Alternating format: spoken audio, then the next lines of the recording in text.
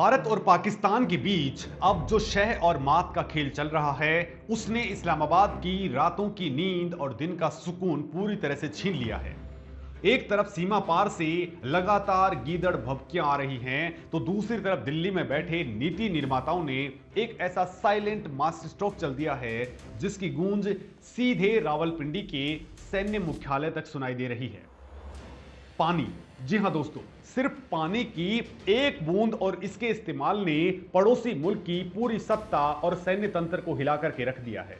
एक साल पहले जब सिंधु नदी के पानी को लेकर के कड़ा फैसला लिया गया था तो दुनिया को लगा था कि यह सिर्फ एक सामान्य कूटनीतिक कदम है, लेकिन अब जो तस्वीरें, बयान और हलचल सामने आ रही है वो एक बहुत बड़े तूफान का सीधा इशारा है।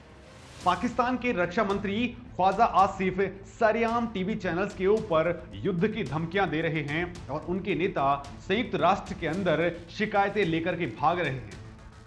ऐसे में दोस्तों, इस पूरे मुद्दे के ऊपर सबसे बड़ा सवाल उठ रहा है कि पाकिस्तान का पानी रोकने के बाद में आखिर भारत ने अंदर खाने ऐसा कौन सा बड़ा फैसला ले लिया है जिससे इस्लामाबाद इस कदर बौखला गया है। पाकिस्तान के रक्षा मंत्री ख्वाजा आसिफ बार बार भारत को युद्ध की धमकी क्यों दे रहे हैं? क्या ऑपरेशन सिंदूर और सिंधु जल संधि निलंबन के बाद भारत ने पीओके को लेकर के कोई नई रणनीति तैयार कर ली है?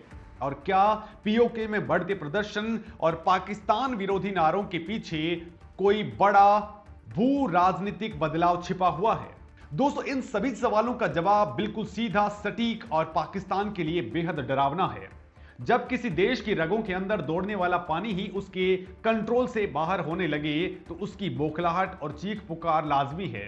ख्वाजा आसिफ का हालिया इंटरव्यू इसी खौफ का जीता जागता सबूत है। उन्होंने पाकिस्तानी मीडिया को दिए इंटरव्यू के अंदर साफ शब्दों में कहा है कि अगर पानी रोका गया या भारत ने चिनाब नदी के ऊपर कोई भी नया प्रोजेक्ट बनाया तो पाकिस्तान निश्चित रूप से जंग के मैदान में उतर जाएगा।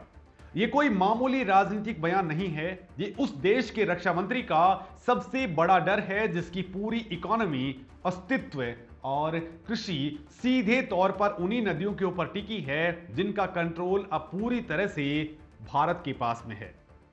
दोस्तों, ख्वाजा आसिफ का यह कहना कि पानी जिंदगी है और इंसान पानी से पैदा होता है, यह साबित करता है कि अब बात उनके अहंकार से आगे बढ़कर के सीधे उनके अस्तित्व पर आ चुकी है। अब दोस्तों, इस पूरे मुद्दे को समझने के लिए थोड़ा फ्लैशबैक में चलते हैं और वो दौर है ऑपरेशन सिंदूर का।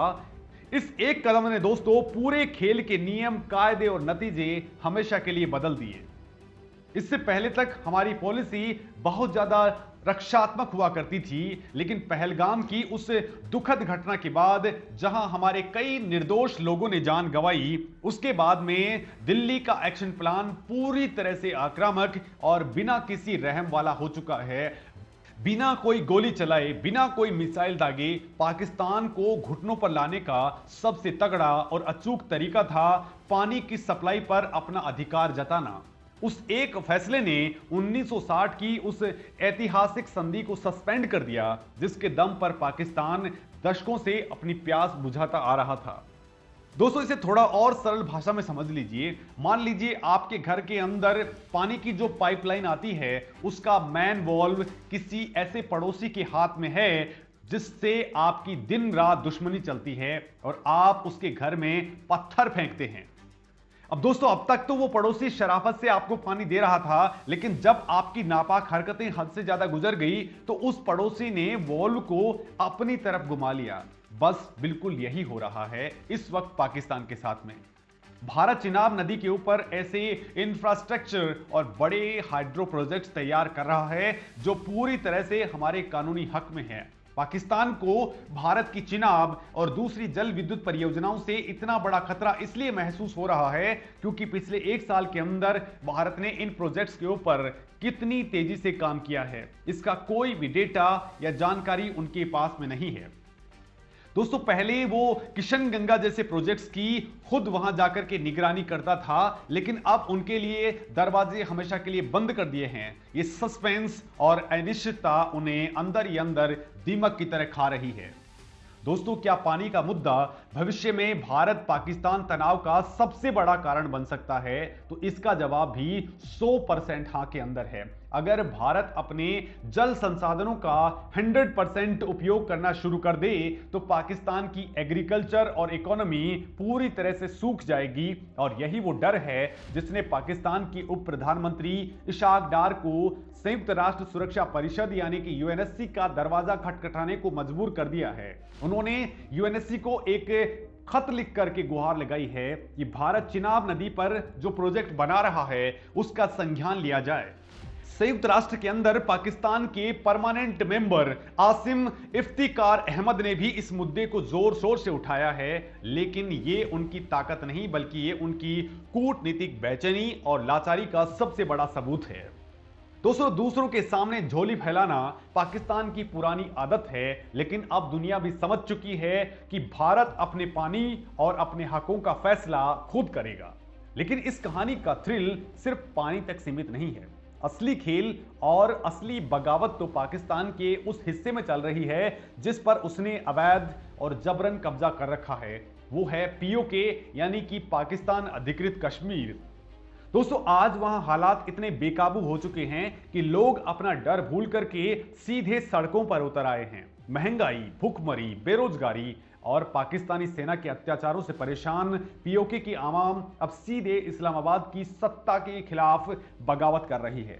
वहां के लोग समझ चुके हैं कि पाकिस्तान उन्हें सिर्फ अपने फायदे के लिए चूस रहा है और बदले में उन्हें सिर्फ गरीबी मिल रही है। दोस्तों, पीओके में लगातार बढ़ रहे इन विरोध प्रदर्शनों से पाकिस्तान की पकड़ उस इलाके पर बहुत कमजोर पड़ चुकी है, लेकिन पाकिस्तान अपनी इस भारी नाकामी और शर्मिंदगी को छिपाने के लिए इसका ठीकरा भी भारत के ऊपर फोड़ रहा है। ख्वाजा आसिफ सरेआम टीवी चैनल्स पर ये आरोप लगा रहे हैं कि पीओके में जो भी प्रदर्शनकारी हैं, जो भी मीडिया वाले आवाज उठा रहे हैं या जो विदेश के अंदर बैठे उनके सपोर्टर्स हैं, वो सब भारतीय प्रोक्सी नेटवर्क का हिस्सा हैं। पाकिस्तान बार बार भारत के ऊपर पीओके प्रदर्शनों में हस्तक्षेप का आरोप सिर्फ इसलिए लगा रहा है क्योंकि वो दुनिया और अपनी जनता से अपनी आंतरिक कमजोरियों को छिपाना चाहता है। जब सरकार अपने ही लोगों को रोटी और हक नहीं दे पाती तो वो विदेशी साजिश का राग अलापने लग जाती है। अब दोस्तों, इन सारे पॉइंट्स को एक साथ जोड़ करके देखिए। क्या ख्वाजा आसिफ की युद्ध वाली बयानबाजी घरेलू राजनीति को बचाने की कोशिश है या वास्तव में कोई बड़ा खतरा महसूस हो रहा है? दोस्तों, सच्चाई इन दोनों के बिल्कुल बीच में है। पाकिस्तान की आवाम अपनी ही सरकार से बुरी तरह से खफा है।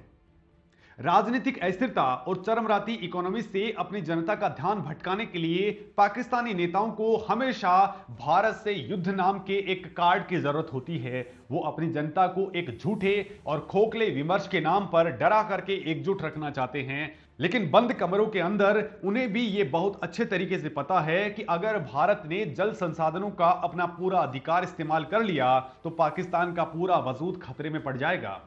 दोस्तों, दशकों तक पाकिस्तान ये गलतफहमी पाले हुए था कि वो सीमा पार से छद्म युद्ध चलाता रहेगा, अशांत तत्वों को भेजता रहेगा और भारत सिर्फ निंदा करता रहेगा या कूटनीतिक बयान देता रहेगा। लेकिन अब उसे पहली बार एहसास हुआ है कि खेल पूरी तरह से पलट चुका है। भारत अब डिफेंसिव नहीं बल्कि बेहद शांत और रणनीतिक रूप से आक्रामक मोड में आ चुका है। जल कूटनीति को एक साइलेंट लेकिन बेहद पावरफुल टूल की तरह इस्तेमाल करना इस बात का सबसे बड़ा और खतरनाक प्रमाण है।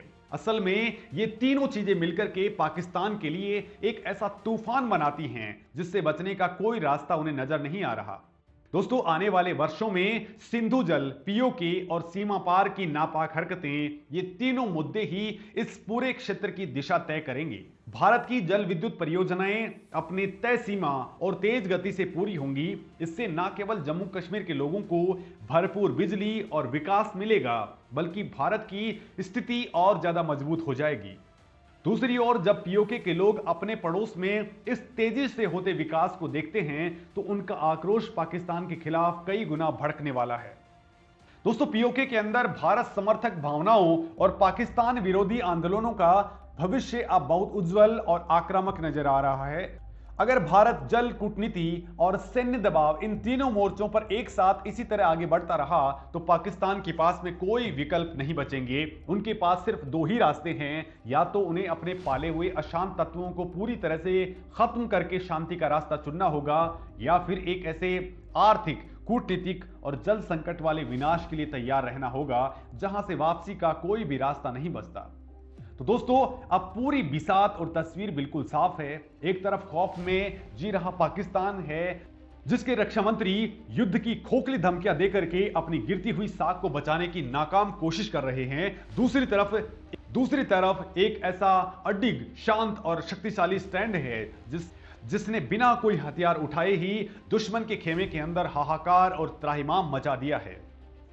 दोस्तों, आने वाले कुछ महीने इस पूरे खेल के लिए बेहद अहम होने वाले हैं। चिनाब के पानी का बढ़ता हुआ इस्तेमाल और पीओके के अंदर उठती विद्रोह की तेज चिनकारी, ये दोनों मिलकर के एक ऐसा महाशक्तिशाली क्लाइमेक्स लिखने वाले हैं जिसे दुनिया और पाकिस्तान दशकों तक भूल नहीं पाएगा। दोस्तों, आपको क्या लगता है, भारत का अगला सबसे घातक कदम क्या होना चाहिए? कमेंट सेक्शन में अपनी बेबाक राय जरूर दें।